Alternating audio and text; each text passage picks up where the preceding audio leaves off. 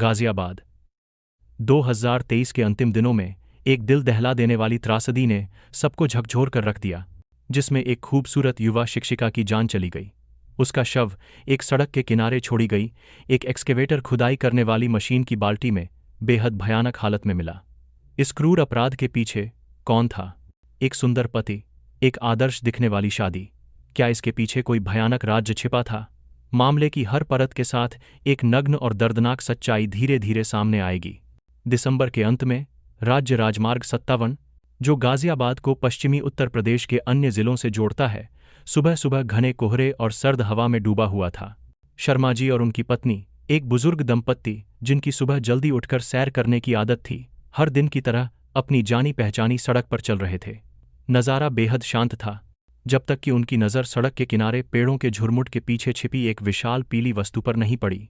वह एक चेन वाली एक्सकेवेटर थी, जो देखने में ऐसा लग रहा था जैसे उसे जल्दबाजी में छोड़ दिया गया हो। उत्सुकतावश शर्मा जी पास गए, अपनी आंखों को सिकोड़कर धुंधली रोशनी में साफ देखने की कोशिश करने लगे। 1 सेकंड बाद वह सन्न रह गए, उनके हाथ पैर कांपने लगे और उन्होंने ऐसी चीख मारी कि पीछे चल रही उनकी पत्नी भी उछल पड़ी। वह दौड़कर उनके पास आईं और फिर दोनों बुजुर्ग उस भयानक दृश्य के सामने अवाक रह गए। उस ठंडी, कीचड़ से सनी एक्सकेवेटर की बाल्टी में एक युवा महिला का शव पड़ा था। पीड़िता ने हल्के गुलाबी रंग का नाइट सूट पहना हुआ था। उसके लंबे काले बाल बिखरे हुए थे, जिससे उसका चेहरा आंशिक रूप से ढका हुआ था। भले ही उसमें अब जान नहीं थी, लेकिन उसके चेहरे की मासूमियत अभी भी साफ झलक रही थी। उसका पतला चश्मा एक तरफ बालों में फंसा हुआ था, जिसका एक फ्रेम टूट गया था। पीड़िता के सीने के बीच में खून का एक गहरा धब्बा सूख गया था, जो एक घातक घाव का संकेत दे रहा था। शर्मा दंपत्ति की चीखों ने सड़क के उस हिस्से को जगा दिया। उत्सुक भीड़ इकट्ठा होने लगी। हर कोई हैरान, दुखी और डरा हुआ था। कानाफूसी शुरू हो गई। हे भगवान, यह किसकी बेटी है? कितनी बेचारी है। जरूर किसी ने लूटपाट के बाद मार डाला होगा। इतनी बेरहमी से कौन मार सकता है? कौन सा शैतान ऐसा हो सकता है जो लाश को ठिकाने लगाने का इतना भयानक तरीका सोचे, उसे एक्सकेवेटर की बाल्टी में डाल दे? जल्द ही स्थानीय पुलिस और गाजियाबाद पुलिस की टीमें मौके पर पहुंच गईं और तुरंत घटनास्थल को सील कर दिया। जांचकर्ताओं ने हर सुराग को सावधानी से इकट्ठा किया, नम मिट्टी पर कार के टायरों के निशानों से लेकर एक्सकेवेटर पर बचे बालों के रेशों और उंगलियों के निशानों तक। पीड़िता की पहचान करना सर्वोच्च प्राथमिकता थी। पहचान के निशानों और परिवार वालों की सूचना के आधार पर उस अभागी लड़की की पहचान जल्द ही हो गई। वह 28 वर्षीय प्रिया वर्मा थीं, जो एक स्थानीय माध्यमिक विद्यालय में हिंदी की शिक्षिका थीं और अपने छात्रों और सहकर्मियों के बीच बहुत लोकप्रिय थीं। शिक्षिका प्रिया की मौत न केवल उनके परिवार के लिए एक दुखद घटना थी, बल्कि इसने पूरे शहर को हिलाकर रख दिया था। एक विनम्र, सुंदर शिक्षिका जिसका एक खुशहाल परिवार था, और एक सुंदर पति राजीव सिंह, जो एक ऐप आधारित टैक्सी ड्राइवर था। उसे इतनी दर्दनाक मौत क्यों मरनी पड़ी और उसके साथ इतनी क्रूरता क्यों की गई? बड़े सवाल उठने लगे। क्या उनका वैवाहिक जीवन वास्तव में उतना ही खुशहाल था जितना बाहर से दिखता था? क्या उस युवा शिक्षिका के जीवन के पीछे कोई रहस्य था? और सबसे महत्वपूर्ण, वह कौन था जिसने उसकी हत्या की और उसके शव को इतने बर्बर तरीके से ठिकाने लगाया? जांच अभी शुरू ही हुई थी, लेकिन भयानक रहस्य जल्द ही उजागर होने वाले थे। जैसे ही पीड़िता प्रिया वर्मा की पहचान की पुष्टि हुई, जांच की सबसे तेज सुई तुरंत दंपति के किराए के घर की ओर घूम गई, जिसे इस रहस्य को सुलझाने का मुख्य केंद्र माना जा रहा था। लेकिन जब दरवाज़ा खुला तो वहां कोई दुखी पति उनका इंतजार नहीं कर रहा था। इसके बजाय पुलिस बल के सामने एक तबाह और ठंडा दृश्य था। लिविंग रूम ऐसा लग रहा था जैसे वहां कोई भयंकर हाथापाई हुई हो। कांच की मेज टूटी हुई थी और कांच के टुकड़े फर्श पर बिखरे हुए थे। एक नाइट लैंप गिरा हुआ था, उसका शेड मुड़ा हुआ था। लेकिन जिस चीज ने सभी की सांसें रोक दीं, वह सोफे के पास कालीन पर खून का एक बड़ा सूखा हुआ धब्बा था। खून के धब्बे को जल्दबाजी में, लापरवाही से साफ करने की कोशिश की गई थी, लेकिन एक भयानक अपराध के निशान को पूरी तरह से मिटाना असंभव था। यह स्पष्ट था कि यही पहला और सबसे क्रूर अपराध स्थल था। पीड़िता की हत्या उसके अपने ही घर में की गई थी। पीड़िता का पति राजीव सिंह गायब था। उसकी होंडा सिटी कार, जिससे वह अपनी रोजी रोटी कमाता था, भी आंगन में नहीं थी। इस अचानक और संदिग्ध रूप से गायब हो जाने ने उथल पुथल वाले घटनास्थल के साथ मिलकर राजीव को एक संबंधित व्यक्ति से मुख्य संदिग्ध बना दिया। वह भाग गया था। जांच दल के प्रमुख डीसीपी विक्रम राठौर ने तुरंत उस क्षेत्र के सभी सुरक्षा कैमरों की फुटेज की जांच करने का आदेश दिया, एक भी सेकंड छोड़े बिना। आदेश का तुरंत पालन किया गया। कुछ ही घंटों में अकाट्य सबूत स्क्रीन पर दिखाई देने लगे। एक पड़ोसी के कैमरे ने सुबह 2:17 बजे एक चांदी की होंडा सिटी को घर से तेजी से निकलते हुए रिकॉर्ड किया था, जो राजमार्ग की ओर जा रही थी। इसके बाद एक मुख्य सड़क पर लगे ट्रैफिक कैमरों ने इस कार को तेज गति से जाते हुए पकड़ा। और सबसे महत्वपूर्ण सुराग, शव मिलने की जगह के पास लगे एक अन्य कैमरे ने उस कार को गति धीमी करते हुए और लगभग 15 मिनट के लिए सड़क के किनारे रुकते हुए रिकॉर्ड किया, ठीक उसी जगह पर जहां एक्सकेवेटर खड़ा था। हालांकि रात के अंधेरे में तस्वीरें बहुत स्पष्ट नहीं थीं, लेकिन एक आदमी को कार से बाहर निकलते और एक्सकेवेटर की बाल्टी के साथ कुछ करते हुए देखा गया था। सब कुछ साफ हो गया था।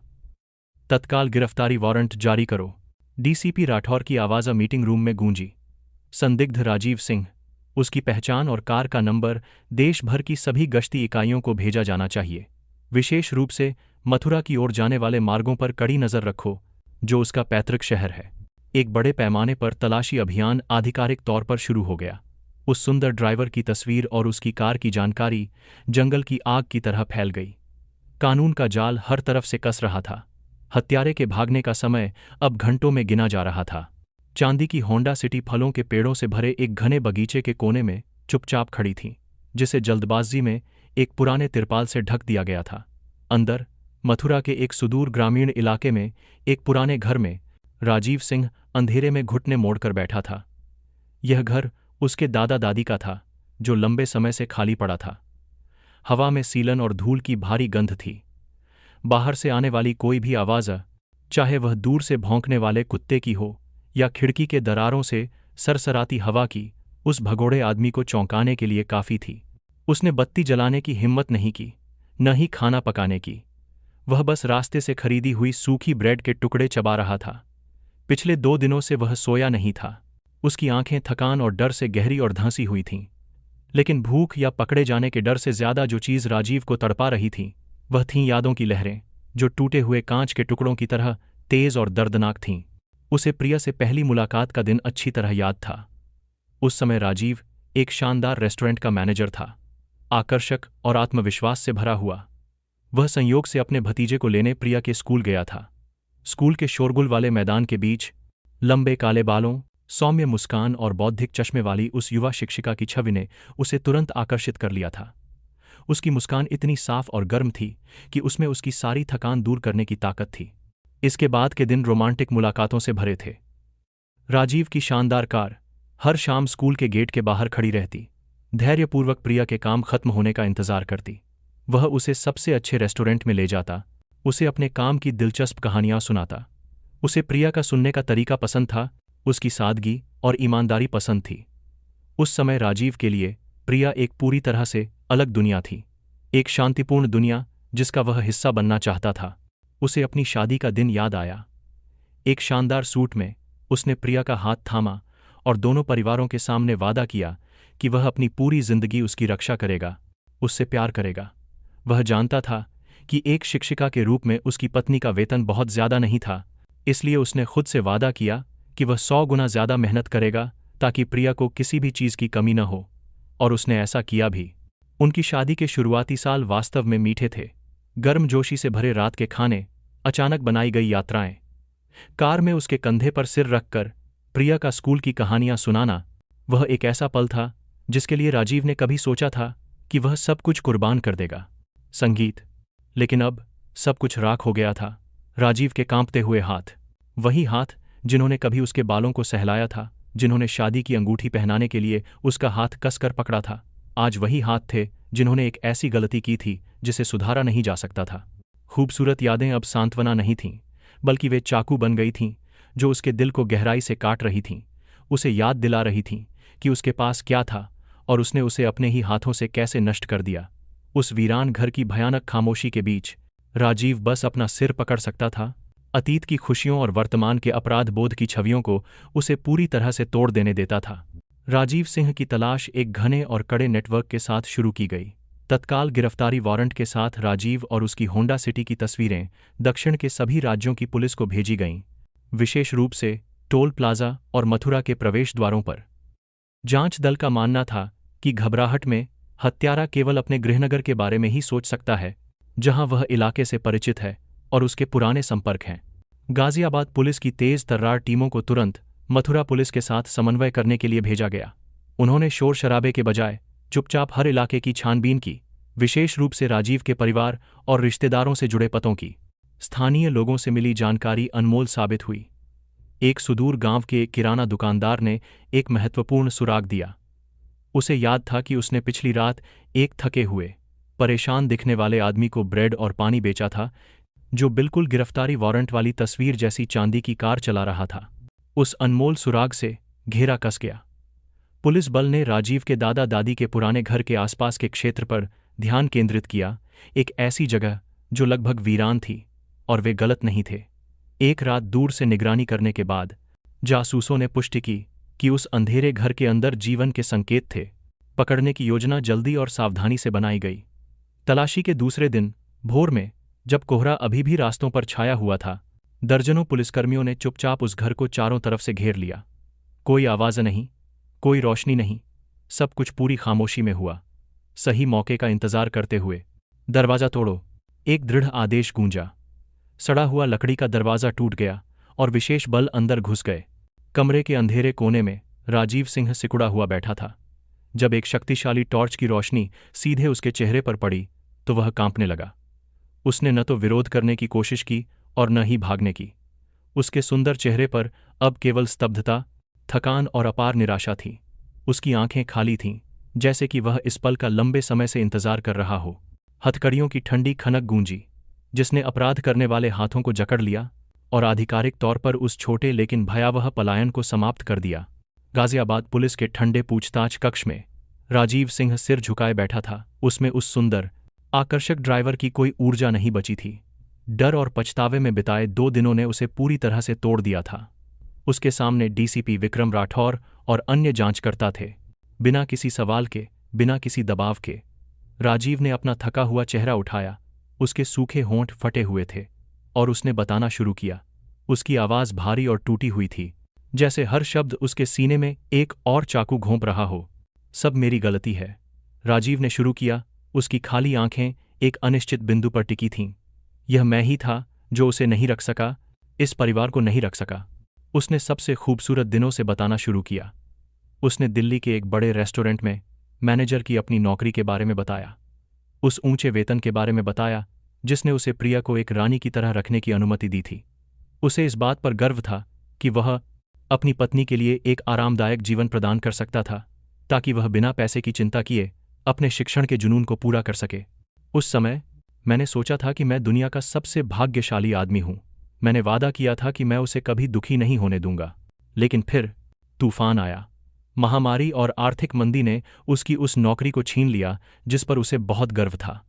नौकरी खोने के झटके ने एक ऐसे व्यक्ति के आत्मसम्मान पर गहरा आघात किया जो हमेशा परिवार का स्तंभ रहा था। जीवन स्तर बनाए रखने के लिए और थोड़ा अपनी पत्नी से किया वादा निभाने के लिए राजीव ने बैंक से कर्ज लेकर एक होंडा सिटी खरीदी और एक ऐप आधारित टैक्सी ड्राइवर का काम शुरू कर दिया। मैंने सोचा था कि अगर मैं कड़ी मेहनत करूंगा तो सब कुछ ठीक हो जाएगा। राजीव की आवाज़ भर्रा गई। उसने अपनी नई जिंदगी का वर्णन किया। स्टीयरिंग व्हील के पीछे लंबी रातें, जल्दबाजी में की गई यात्राएं, कार में खाया गया अधूरा खाना। प्रिया के लिए समय कम होता गया, बातचीत कम होती गई और उनकी जगह थकान और पैसे के दबाव ने ले ली। उसने अपनी पत्नी में हो रहे बदलावों पर ध्यान नहीं दिया या जानबूझकर नज़रअंदाजा किया। प्रिया शांत हो गई थी, ज्यादा चिड़चिड़ी हो गई थी और अक्सर अपने फ़ोन से चिपकी रहती थी। और फिर वह फेटफुल दिन आया। एक साथी टैक्सी ड्राइवर ने उसे फ़ोन किया, भाई, मैंने अभी तुम्हारी पत्नी को होटल एक्स में किसी अजनबी आदमी के साथ देखा। राजीव का दिल जैसे रुक गया। वह उस समय नोएडा में था, लेकिन वह एक पागल की तरह गाजियाबाद की ओर भागा। लेकिन जब वह वहां पहुंचा तो वे जा चुके थे। कड़वी सच्चाई एक करारा तमाचा थी।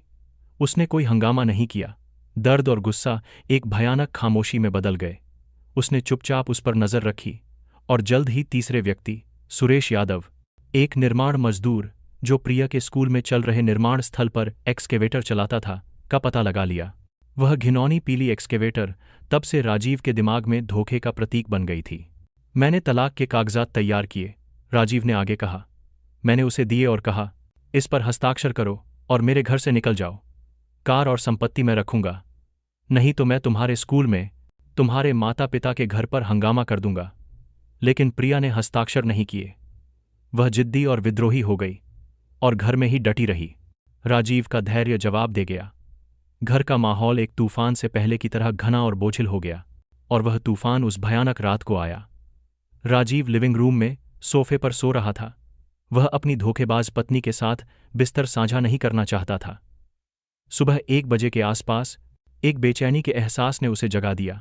सड़क की बत्ती से आ रही धुंधली रोशनी में उसने एक परछाई को अपनी ओर आते देखा। वह प्रिया थी और उसके हाथ में एक चाकू चमक रहा था। वह मुझे मारना चाहती थी, राजीव ने कहा। उस पल को याद करके उसकी आवाज कांप रही थी।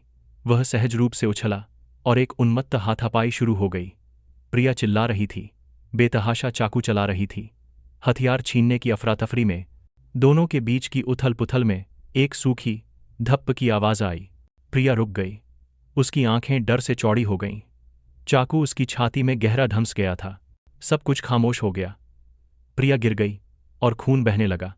घबराहट में राजीव ने अपनी पत्नी को उठाया। उसका एकमात्र विचार उसे अस्पताल ले जाने का था। उसने उसे आगे की सीट पर रखा और घर से निकल गया। लेकिन रास्ते में जब कार की हेडलाइट्स प्रिया के चेहरे पर पड़ीं, तो गुस्सा, धोखे का एहसास और उस व्यक्ति द्वारा मारे जाने का डर जिसे वह सबसे ज्यादा प्यार करता था, पहले से कहीं ज्यादा प्रबल हो गया। प्यार नफरत में बदल गया। और फिर, जैसे कि भाग्य का कोई क्रूर खेल हो, उसने उसे देखा। एक एक्सकेवेटर राज्य राजमार्ग के किनारे खड़ा था। सुरेश की छवि, धोखे की छवि स्पष्ट रूप से उभर आई। एक पागल और क्रूर विचार राजीव के दिमाग में कौंधा। उसने कार रोकी। उसने अब अस्पताल के बारे में नहीं सोचा। उसने ठंडक से प्रिया के शव को उठाया और उसे उस ठंडी, गंदी एक्सकेवेटर की बाल्टी में रख दिया। तुम्हें एक्सकेवेटर इतना पसंद है ना, तो वहीं रहो, वह अनजाने में बड़बड़ाया। उसने यह एक बदले के रूप में किया, एक टूटे हुए रिश्ते के लिए एक अंतिम अभिशाप। फिर वह कार में बैठा और बिना पीछे मुड़े तेजी से भाग गया, मथुरा की ओर, अपराध के अंधेरे और कानून की सजा द्वारा निगल लिए जाने से पहले अपने अंतिम शरणस्थल की ओर। जांच और मुकदमे के बाद गाजियाबाद की अदालत ने अपना अंतिम फैसला सुनाया।